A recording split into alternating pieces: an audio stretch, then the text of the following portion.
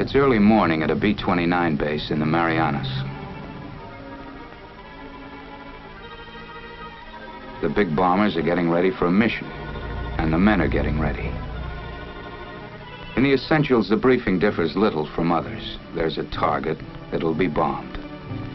They will proceed to this point in space above the Earth, drop their bombs, and return without ever seeing the target. These are the instructions. The men are ready for the takeoff.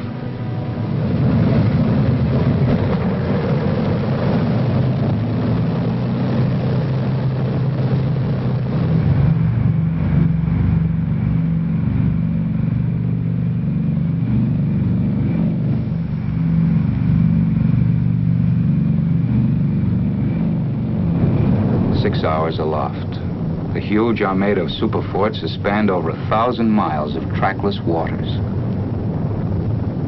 The weather bears out the forecast. Clouds, heavy overcast, all the way to the target. At 23,000 feet, they're above it.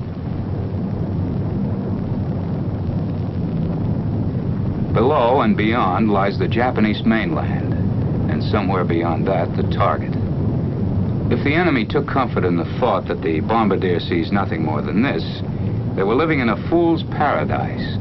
For at a calculated instant, tons of high explosives, and yes, even the atomic bomb, would be sent away to the target, aimed by the miracle of radar. Before you now is the radar scope.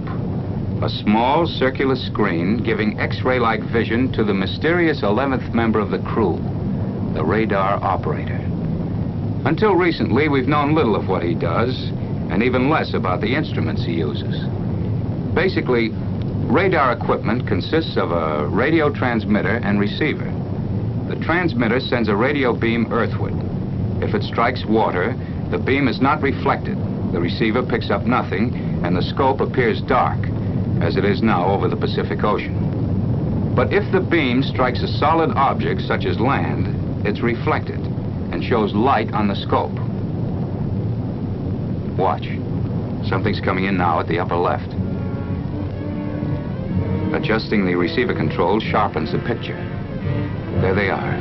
2 islands, both with mountains on them. That should make them easy to identify. According to the charts, only 2 islands of this shape and contour lie off the southern coast of Honshu. The little one, Kojima, the other, Hachijojima. 2 tiny dots on the face of the globe point the way for a cargo of destruction.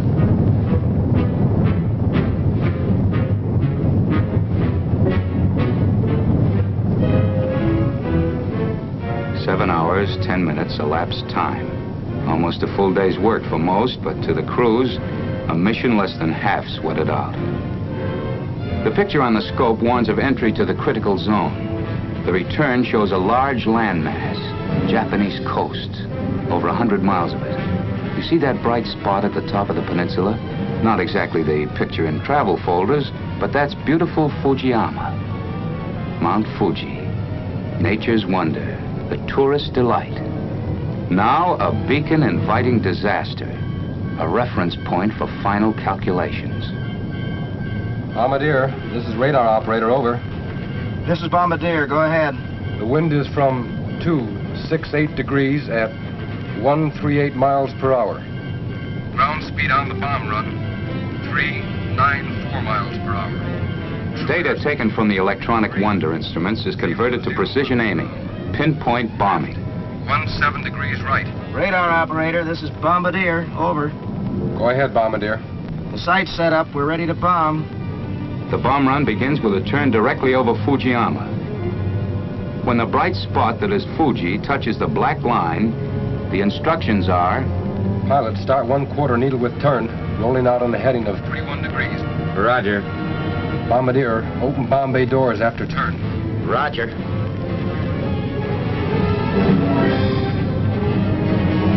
The moment for decision has arrived. The moment when the target must be singled out from hundreds of other invisible targets.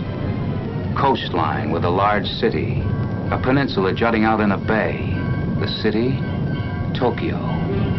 This is the general target area. Northwest of Tokyo lies the specific target, the Kyushu aircraft factory at Kawago. A flick of the switch isolates the target image. And here it is, one tiny speck of light, the focal point for hundreds of giant bombers, for 1,000 tons of bombs. Pilot, correct 9 degrees right. Roger. Ready on 70 degrees. Ready? Mark.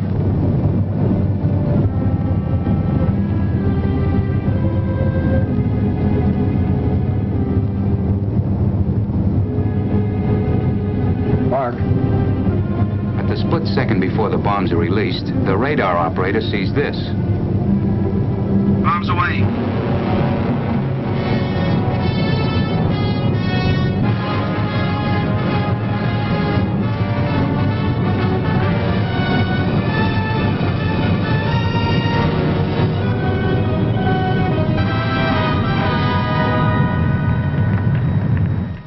And this is what the Jap sees. His cities, his factories, in ruins. A lot of you out there are probably asking, well, why show us this? The war's over. Well, we wanted to let you in on one of the big secrets of the war. Thought you might be interested. Yes, you're right. The war is over, and we won it. And by we, I mean the foot soldiers, the men at sea, the crews who flew the missions, you men and women who worked in the factories, the scientists who gave us radar and the atomic bomb, and every last man, woman, and child who bought war bonds. That was all part of winning the war. But now there's a matter of the peace. Most of the men in uniform will be returned to civilian life.